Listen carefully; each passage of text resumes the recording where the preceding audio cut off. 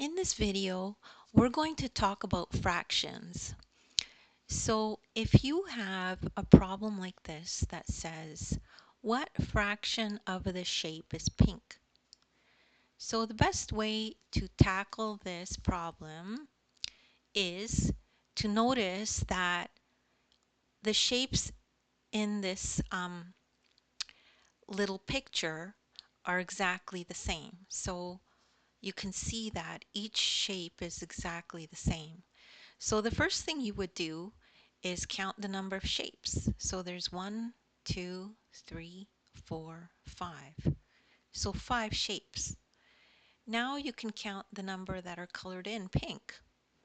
So that's 1, 2, 3.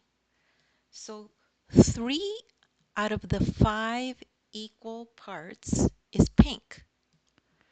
So you can just write that as a fraction. And the way to do that is like this. So 3 out of 5 of the equal parts are pink. So the answer is 3/5.